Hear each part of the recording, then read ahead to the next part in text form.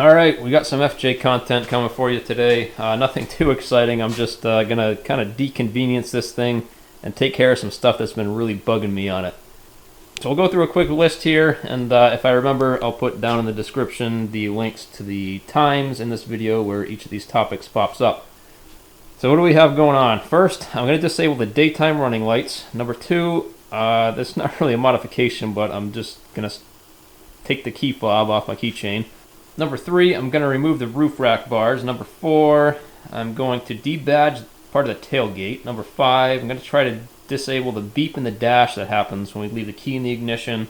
And I think that's about it for now. If there's any more, then I guess it'll just be bonus footage. So the first thing we're going to do is disable these daytime running lights. They really annoy the crap out of me. You know, you pull in somewhere at night, you shut off your headlights, but your headlights are still on. You know, I don't like them. They're not required where I live. I know they're required some places, but where I live, we don't need them, so I'm going to disable them.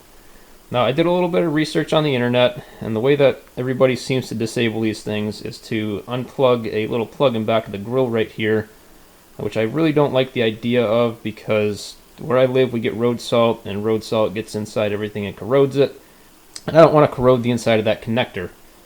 So I started looking at the fuse box under the hood and to see if there was any fuse or relay we could pull, and there doesn't really seem to be. So there's a fuse labeled DRL. I tried pulling that. That did absolutely nothing to shut off the daytime running lights.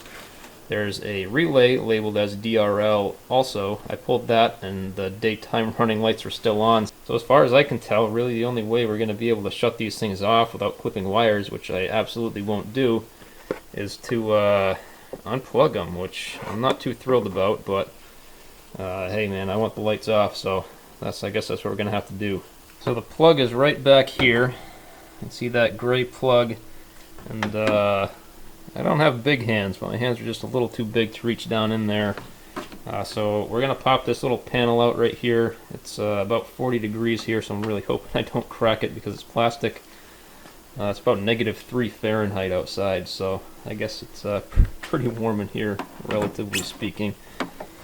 But if we look inside of here, well, maybe you can't tell. There's a couple clips that we need to push in the back side of this, which will release this, and then we can pop it out.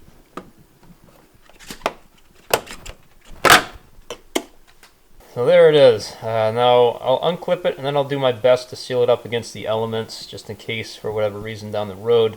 I do want to plug it back in, but I'll show you what I do in a second here. Got this all taken care of now. Ended up totally removing the running light assembly here. All that goes to it was this one connector, and there's one bolt holding it on. So rather than trying to cover up this and try to make it weather tight, just figured I'd remove this and stick it on a shelf somewhere. So that left the one remaining plug on the body here. So what I did is I packed the whole inside of the terminal with this silicone paste. Then I covered it with a balloon, zip tied the balloon, and then put some electrical tape over the balloon. And this should be plenty good enough for keeping this thing weather tight for now. And even without this, I doubt I'll ever reinstall the running light thing. But it's good to have options. So I'm just going to pop this plate back on right here, and then we'll move on to the next item. Now the second thing we're doing today isn't really a modification, but it's part of the deconveniencing process we're going through today. I'm removing this key fob from my keychain. I can't stand it, man. I put my keys in my pocket and I start walking away from the vehicle, and I hear a beep and a clunk of the locks going, and I don't know what it is, if it's just the design of these buttons or what, but they're constantly being pressed in my pocket. So I'm just going back to a key only.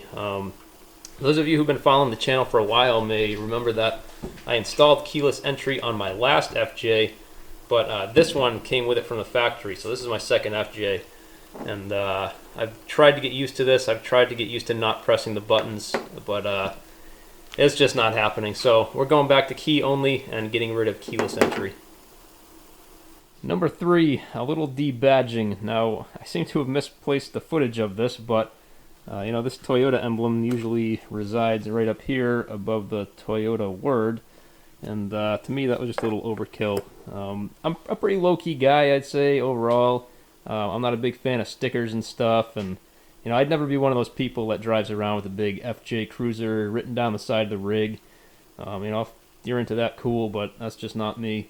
So having Toyota, and then FJ CRUSIER on the other side, and then FJ on the spare tire thing here, just it's a little overkill. So that tones it down a little for me. I like the look a lot better, just a lot more simple, plain Toyota. And I would eventually like to replace the tire cover here with a plain one with no logo or anything on it.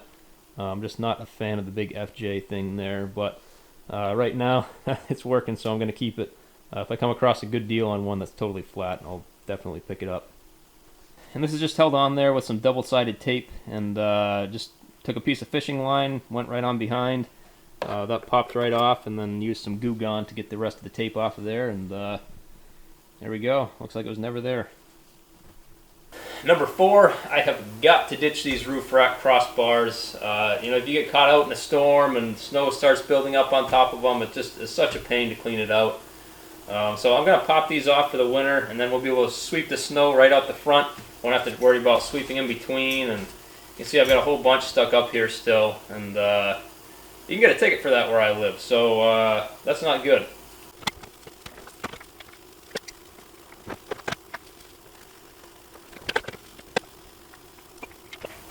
My last FJ had these Yakima crossbars instead of the factory roof rack, and I liked it a lot better. I liked the look of it better than the factory roof rack, which I don't think a lot of you guys did, but it was more convenient. It was easier to take them on and off, and didn't have to deal with this big cage that would fill with snow on the roof. So if they weren't so expensive, I'd probably buy another set and slap them on here, but I really don't feel like spending the money since I don't use the roof rack too often, so this is going to have to do. Much better. Now we can get this thing cleared out and not have any trouble in the future. Hey, want to hear the most annoying sound in the world? Number 5, the next thing we're going to deal with is this really annoying beep that we get when we leave the keys in the ignition. Now, every other vehicle I've owned up to this point, if you put the key in the ignition all the way, it would beep like this, but if you pulled it out maybe 1/8 of an inch or 1/4 of an inch from all the way in, then the beeping would stop. But on this one, no matter where you have the key inside the hole, it's going to beep.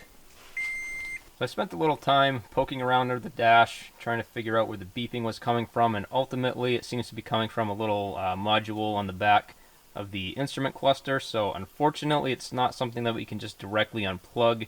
So I did a little research on the FJ CRUSIER forums, and what a few people have done is they have snipped a few wires behind the dash, and I absolutely will not do that. There is almost never a reason to snip factory wires on a vehicle. The factory had to put it together somehow, which means that we can take it apart somehow. So I'm not going to cut wires.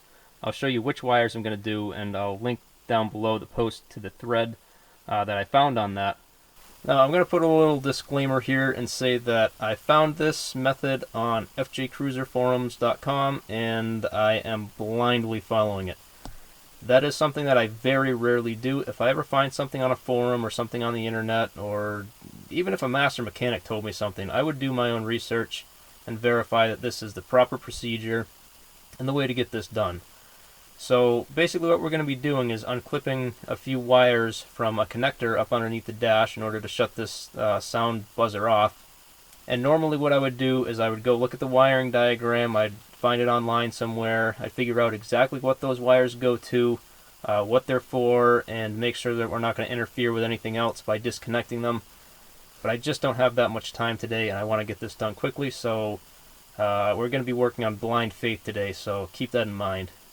The first thing I did was pull out this little dash panel here, dash bucket, I don't remember what they call it, or dash pin, that's what they call it.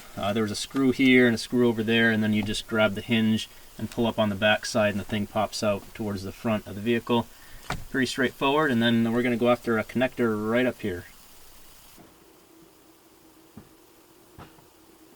So with that unplugged, we're ready to depin the wires. The ones I'm going after, and you should do your own research to verify, is this green and yellow. There's a purple with blue stripe, and then there's a blue with a red stripe, all right in the middle here. So we're going to pull those 3 out, and we're going to cap them off, and we shouldn't have any more beeping. The first part in doing that is we've got this little bar on the top here. It's a little safety bar. Most important connectors will have those, and that's kind of the first step to depinning these things. So I just popped that up. There are a couple tabs right here. I stuck the pick in and just pushed it up. Using a pick, paper clip could probably just as easily be used. So then we need to go in here. Luckily we have a few open spots, and I don't think it's going to show up on camera, but with this open spots we can see how these clips are held in, so we can figure out how to unclip the ones that we need to unclip. So I'll go at it. Basically I'm just going to stick the pick in, move the little lever down that holds the pin in place, pull the wire out, and move on to the next one. Now, since I don't actually know what any of these wires go to, I'm going to cap all of these pins with some heat shrink tubing to prevent any shorts or anything else.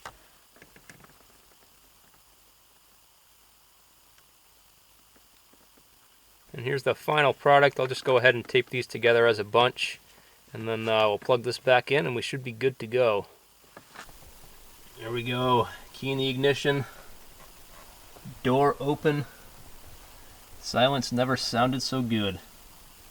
Should have done this a while ago. So hopefully I won't have any issues with unplugging those wires. I didn't see any in the forum threads or anybody reported anything, so hopefully those just purely went to that little sound box, and we'll be good to go.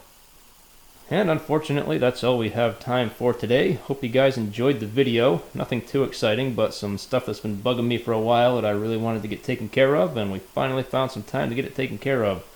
So if you enjoyed the video, if you'd like to see more FJ stuff, go ahead and give a thumbs up down below, and feel free to leave a comment. Thanks for watching.